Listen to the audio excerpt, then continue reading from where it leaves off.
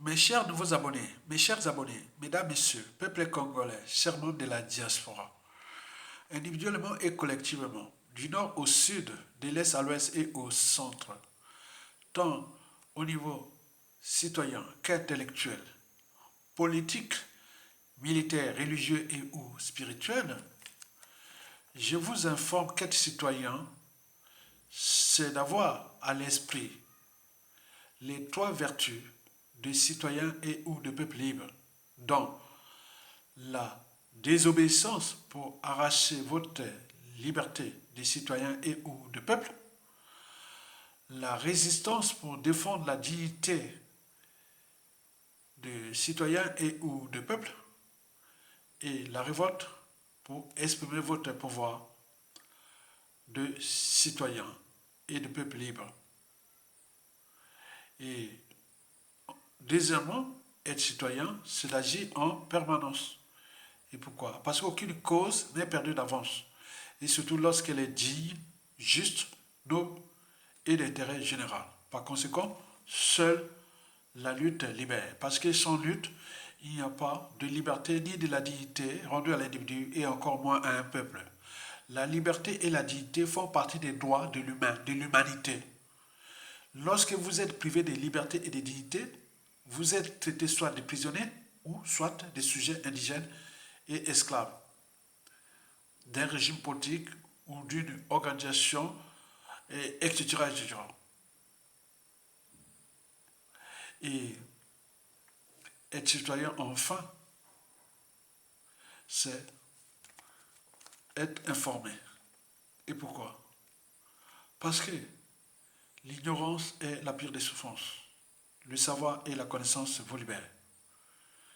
Et voilà là les vertus généraux des citoyens. Être informé, agir en permanence et désobéir, résister et se révolter. Tant qu'à faire. Mesdames, Messieurs, peuple congolais, pour info, le système négrier du despote Denis Sassou Nguesso au crépuscule est une dérivation du système France-Afrique élaboré depuis la signature des 11 accords néocoloniaux des années 1958-1959 pendant les pseudo-indépendances. Vous le savez que le futur, c'est tout simplement le passé et les présents qu'on ignore. Donc les erreurs de nos anciens, et nous les payons aujourd'hui. Et vous êtes là, les générations actuelles. Donc vos erreurs aujourd'hui, vos enfants et petits-enfants vont les payer aussi. Donc d'où l'intérêt de rejoindre la lutte et donc de désobéir, de résister et de se révolter contre l'ordre injuste France-Afrique établi au Congo par la France à travers son pion, sa pièce maîtresse, le négrier des services Boya Midele, Denis Sassou Nguesso au crépuscule. Et donc vous devez en tenir compte de ça, que depuis 1958 à nos jours, au gré des différents régimes politiques de la 5e République française, et que nous sommes là en train de subir cette situation. Et donc là, toutes les générations sont impactées. Tant que nous ne luttons pas, tant qu'il n'y aura pas de rapport de force, tant qu'il n'y aura pas de problème, nous allons encore subir euh, euh, cette tragédie encore pour de nombreuses années. Donc nous sommes là pour vous alerter et éveiller les consciences, sensibiliser et mobiliser les uns des autres de l'intérêt général et de l'intérêt vital de cette lutte.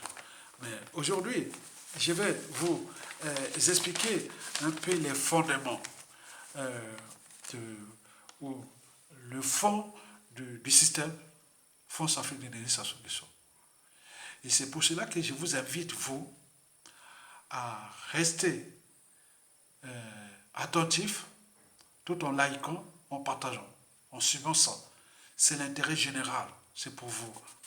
La vidéo là est inédite et que d'un point de vue intellectuel, citoyen et politique, j'en ai réfléchi mûrement.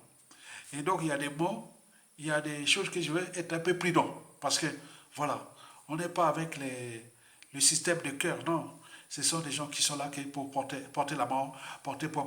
Donc il faut être un peu vigilant, mais en ma qualité de mes droits de citoyen, j'ai la liberté d'opinion, d'expression, et d'association et autres. Donc je suis libre de penser. Et comme disait dans l'article 11 de la Déclaration universelle des droits de l'homme et des citoyens, que tout individu a droit de parler, penser et autres. Donc on ne va pas venir la France-Afrique ou ça va venir là, tout ça, parce que je vais dire quelques vérités. Et vous allez entendre quelques vérités.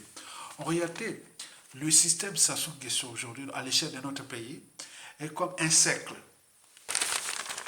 C'est comme un cercle qui est là. Vous voyez ce cercle, il est encore vide. C'est comme la planète Terre. Vous voyez la planète Terre au-dessus, il y a les continents. Hein? Les continents entourent la planète Terre. Là. Mais quand on va au fond, c'est comme les noyaux, comme le système, comme la Terre. La Terre, il y a les noyaux, il y a le manteau inférieur et supérieur. Le manteau inférieur est visqueux et le manteau supérieur est liquide. Là où sont les magmas, les volcans et tout ça. Et après, il y a l'écorce. L'écorce se fait au moins autour de 60 km, hein, l'écorce de la Terre, juste arrivant au manteau. Donc si on parle, là, nous sommes là sur la Terre, si on descend en bas jusqu'à arriver là où c'est liquide, c'est au moins 60 km. L'écorce là terrestre fait au moins 60 km. Après, bon, ben, il arrive au manteau liquide et visqueux, et puis les noyaux. Et la structure du régime de Sassou Nguesso, c'est pareil. C'est pareil. Vous voyez là. Là, c'est le cœur du pouvoir. Là, c'est le cercle du pouvoir. Et là, c'est la périphérie du pouvoir. Le système Sassou Nguesso fonctionne comme ça. Donc, le noyau, c'est le cœur du pouvoir qui échappe à nos Congolais. Et là, le cercle de pouvoir, qui est dans notre pays, on peut les contrôler, mais le cœur non. Et après, la périphérie. Explication. Allons voir déjà du côté d'abord du cercle de pouvoir. Non, on va commencer par les noyaux. Donc nous allons voir le contenu de ces noyaux, du système Sassou Nguesso. Et donc ce contenu, voilà, le contenu du système Sassou Nguesso. Voilà. Ou le cœur du système Sassou Nguesso, le cœur là. Nous allons voir ce cœur là. Quelle est la composition réelle de ce cœur? Le cœur là, c'est lui-même, qui est le négrier des services, qui est employé pour nous pétiner, fracasser notre pays. Il gère un comptoir colonial, et donc c'est un pion, et qui est là, un mercenaire qui est là. Très bien. Mais lui, dans le cœur là, donc, ce qui les dirige, il y a premièrement, c'est le locataire de l'Élysée au gré des différents régimes de la Ve République, depuis De Gaulle à nos jours. Ces gens-là peuvent être humanistes ou pas. À travers dès qu'il y a des 11 accords, ils deviennent d'autres choses. Donc, ils ne sont plus des humains. Parce que ce sont des intérêts vitaux de la France en Afrique et continentale et tout compagnie. Donc, il n'y a pas de. Voilà. Donc, vous voyez des pillages, des guerres, des assassinats et tout compagnie. Donc, le cœur du pouvoir de Sassou Nguesso, c'est d'abord le big bother de la France-Afrique au gré des élections. Et derrière lui, il y a toute une nébuleuse. Et dans cette nébuleuse-là, vous avez les cellules africaines de l'Élysée et du Quai d'Orsay, les services secrets, les réseaux francs-maçonniques pour entretenir les relations personnelles. Vous avez les intérêts privés, ceux qui viennent voilà, proposer des services et tout compagnie, autres, voilà. Donc vous retenez ça. Les big boss de la France-Afrique, en fonction des élections. Donc quelqu'un peut être gentil ici ou dans les... Voilà, nous avions vu, moi, la campagne présidentielle de François Hollande, j'étais là-dedans. C'est la première fois en France que j'étais au cœur de la campagne électorale française. Je pouvais même être... voilà, j'étais déjà prêt. Mais quand François Hollande en 2014 nous a roulé dans la farine après, la suite on la connaît, j'ai dit, ah, ces choses-là dépassent même. Vous imaginez? Et donc, ça c'est un cas d'école. Et donc, il y a le Bibosé de la force africaine qui reçoit des informations, tout, des cellules africaines de l'Élysée, du Quai d'Orsay, des services secrets français, des réseaux formationniques, des multinationales et des intérêts privés. C'est une nébuleuse où le président de la 5e République française, quel qu'il soit, n'est qu'il là pour arbitrer, positionner, trouver des synergies, des consensus, beaucoup de choses comme ça, pour les intérêts, tout simplement, de l'Afrique, de la force Afrique et de ces 11 accords-là. Vous avez tout compris? Très bien. Là, il n'y a pas de motion ni de quoi que ce soit. Donc, vous avez compris ça? Donc, le cœur du pouvoir des Sachou, c'est là. Et celui qui était le représentant et un représentant au Congo, nous avions Jean-Paul Pigas, les Jean-Yves Olivier. Il y a eu une dizaine d'individus qui sont à travers Jean-Yves Olivier, Jean-Paul Pigas, la Fondation Brazzaville, les Fonds Bleus, etc. Tous ces trucs-là, qui sont imbriqués là. Les fondations, les donations, les forums et tout comme ça, ils sont là à entretenir ça. Donc vous voyez qu'il y a du feu. Entre vous divisez, entre vous nord, sud, est, ouest, là-bas, ils ne voient pas ça. Donc regardez bien le cœur du pouvoir. Et après, il faut passer hein, là, au sec du pouvoir.